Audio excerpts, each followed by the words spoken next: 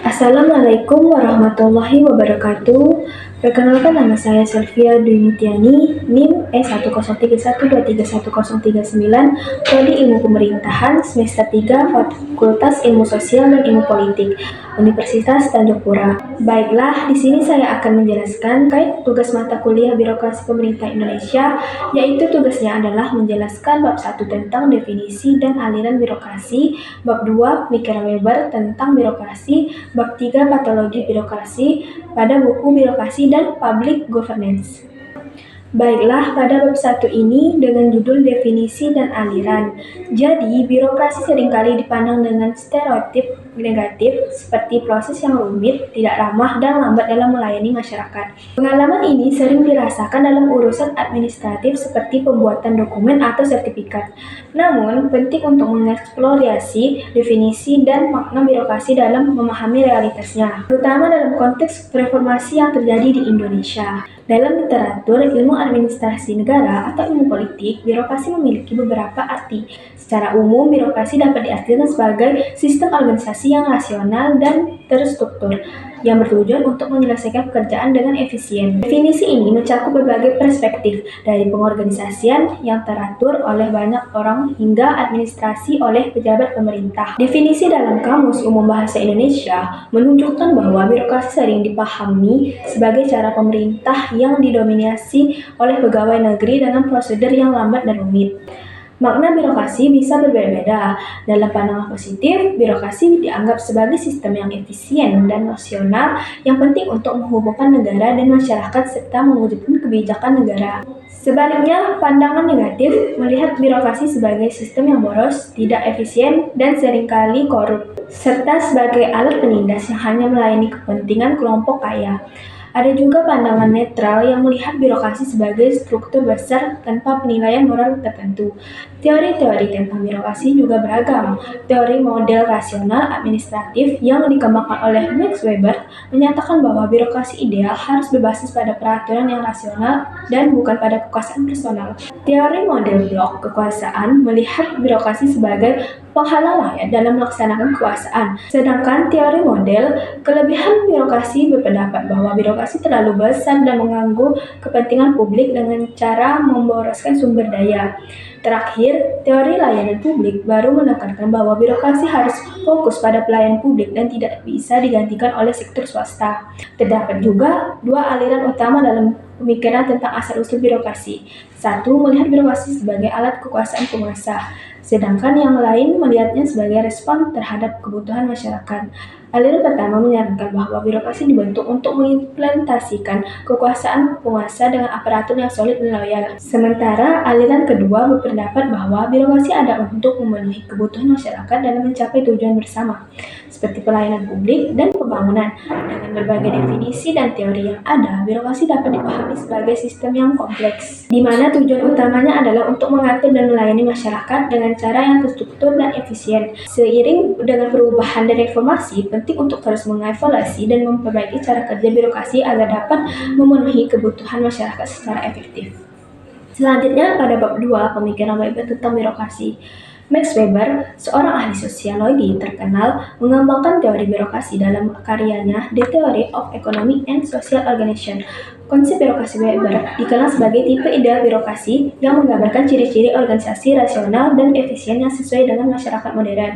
Dalam teorinya, Weber membagi aktivitas manusia ke dalam berbagai tipe berdasarkan motivasi di baliknya, termasuk afektif, tradisional, nilai rasional, dan instrumen rasional. Ia berargumen bahwa semua aktivitas manusia adalah rasional dan bertujuan untuk mencapai hasil yang diinginkan, yang ia sebut sebagai proses rasionalisasi. Weber juga menyatakan bahwa organisasi terus mematuhi aturan-aturan yang jelas agar dapat berfungsi dengan efektif.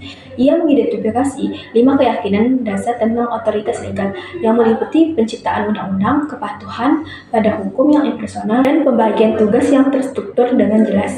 Selain itu, Weber menggarisbawahi 9 prinsip birokrasi, termasuk pengorganisasian tugas, hierarki hierarki jabatan, pemisahan sumber-sumber institusi dari individu, dan administrasi berbasis dokumen tertulis. Kritik terhadap karya Max Weber tentang birokrasi mencakup berbagai aspek penting.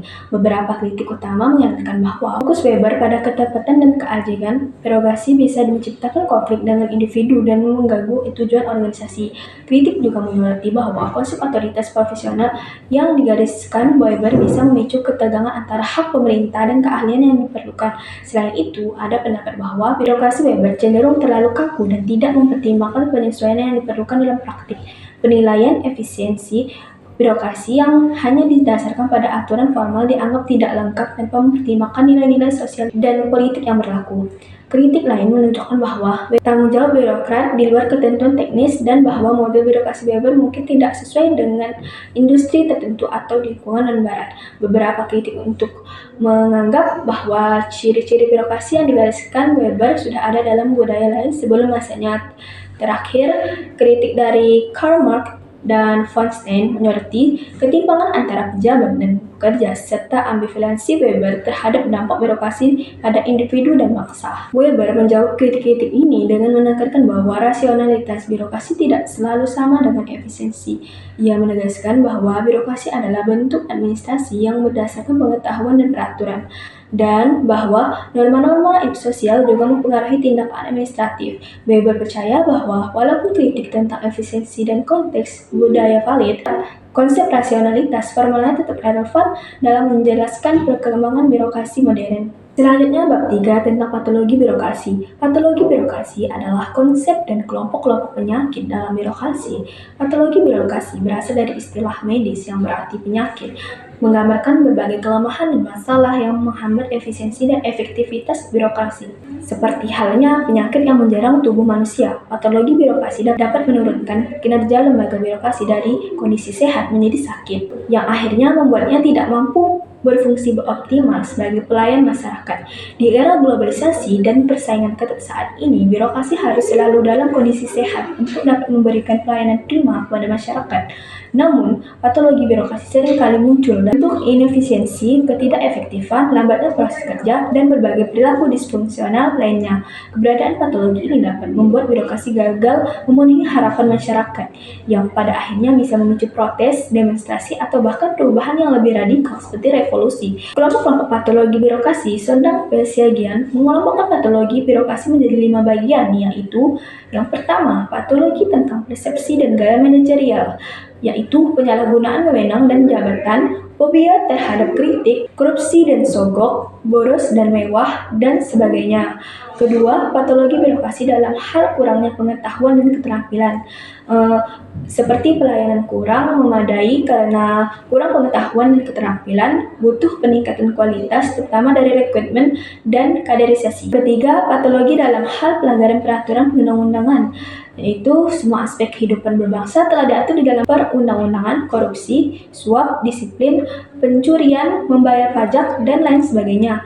Yang keempat, yaitu patologi dalam hal perilaku disfungsional yang negatif, yaitu birokrasi berperilaku sombong, berbelit-belit, acuh tak acuh. Seharusnya setiap aparat birokrasi memenuhi 3 syarat, yaitu knowledge, skill, dan attitude, dan sebagainya. Yang kelima, akibat situasi internal dalam instansi, masalah seperti konflik kepentingan dan kurangnya pemimpin yang dapat dijadikan teladan penghambat kerja. Pemimpin harus berpengetahuan, berketerampilan, konsisten, adil, dan memiliki pandangan jauh ke depan.